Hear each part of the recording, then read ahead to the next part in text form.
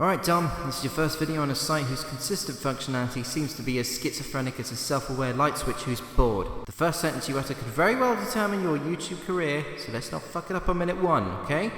Okay. Nervous? But let's do this.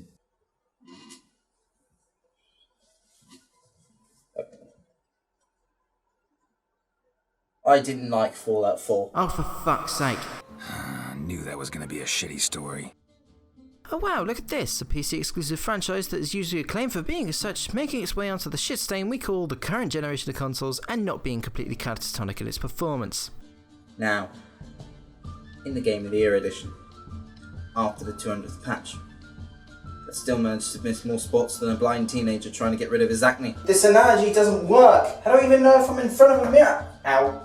Welcome to The Witcher 3 Wild Hunt, a game whose title is 2 letter swaps away from being a pretty good metaphor for what you'll be doing to most of the female characters. Yes, the main protagonist of the first 2 games, Geralt, returns to conclude the story arc of the last game by having nothing to do with it. I'm only assuming that though, I've never touched this franchise before and I'm reluctant to do so. It would be like me going backwards on a roller coaster. Lots of ups, downs, projectile vomiting, and may result in me falling out a quarter of the way through. So I decided to ask a good friend of mine, Chris, what he thought of Witcher 2 Assassins of the Kings Enhanced Edition on the Xbox 360. Since he had it and I never have. I didn't like the controlling scheme personally, and I didn't like the character. Just thought he was droll. Just thought he kind of fucking was there. He didn't really mean much.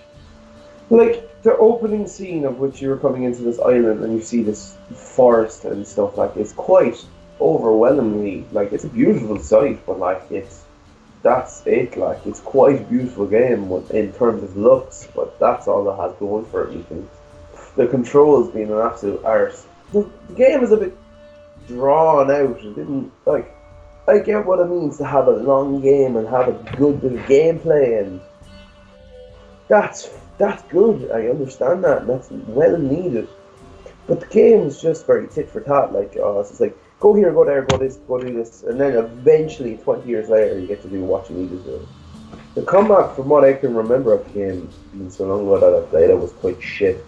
Cheers Chris! Now by no means am I completely writing off the previous game. I don't do that to games I haven't played. Nor am I saying you should take my friend's word as law. He's not a critic and never will be. Well, not a respectable one anyway. So long as he continues to like BVS and Suicide Squad. Well, forget the bus. I just threw my good friend under a stampede of elephants carrying 1-for-1 scales of the Empire State Building.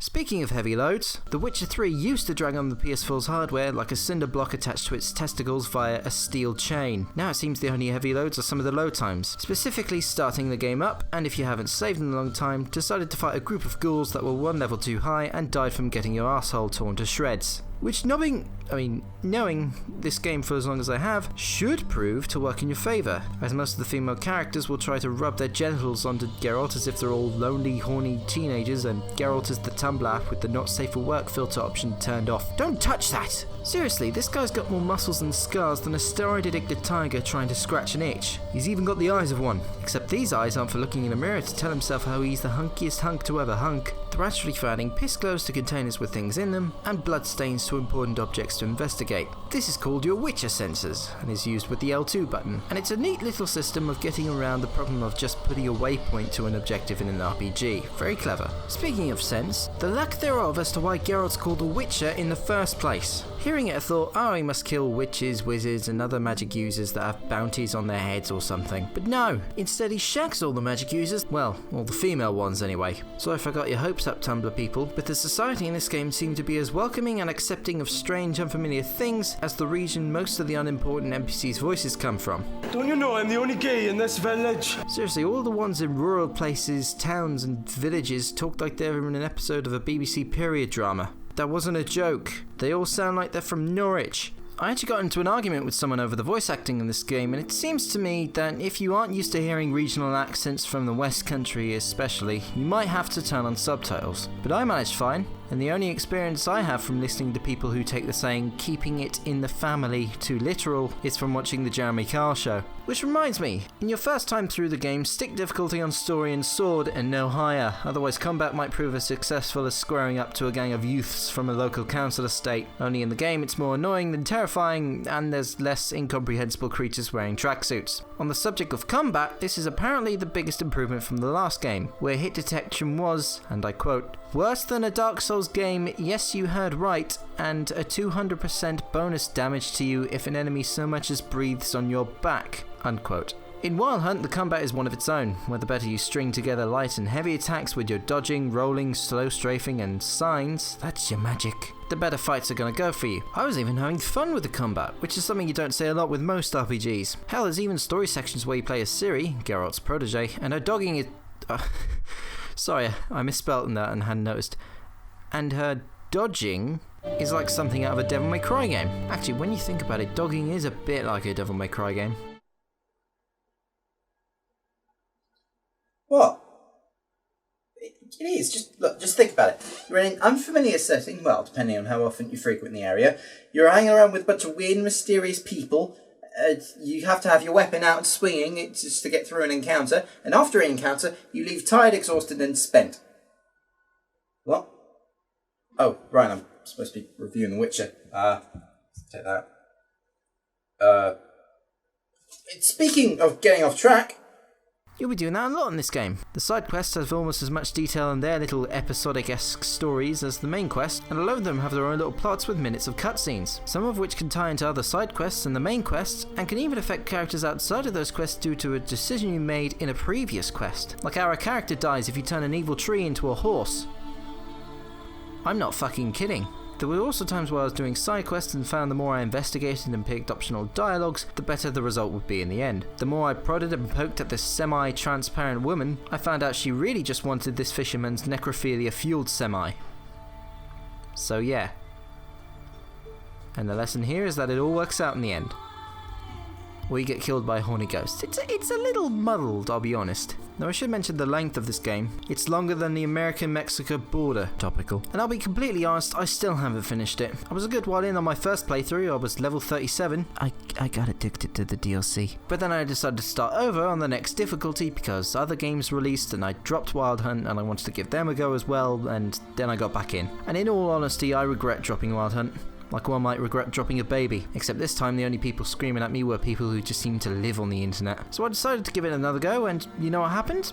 I fell down a rabbit hole that would be remarked as fucking deep bro by even the most experienced of blonde girls in blue dresses. Thankfully, the game has a substantial amount of content that warrants this. For instance, for those of you who weren't perpetually punched in the face for trying to play Yu-Gi-Oh! In the playground, you probably aren't gonna like Gwent, a kinda boring, world-breaking card game that has since gotten its own spin-off game that nobody cares about. It's not terrible, and for the most part is completely ignorable, and it's an okay way of making some extra money on the side. Nice! Now in terms of music, it's great.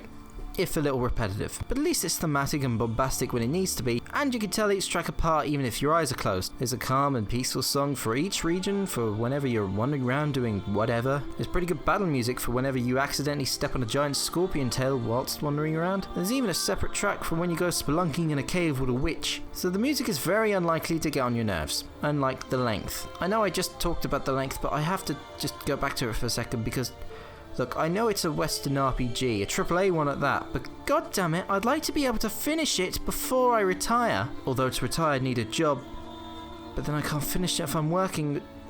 Why is there so much in this thing? Why is there a hole so big it rivals Katie Price's vagina in size that only Geralt can fill? Now when I said in the beginning there are a lot of glitches in the game, by far one of the most annoying ones is the one where you have to restart the entire game because the only audio that plays for some reason is dialogue, and sometimes only half of the character's dialogue, if even that much.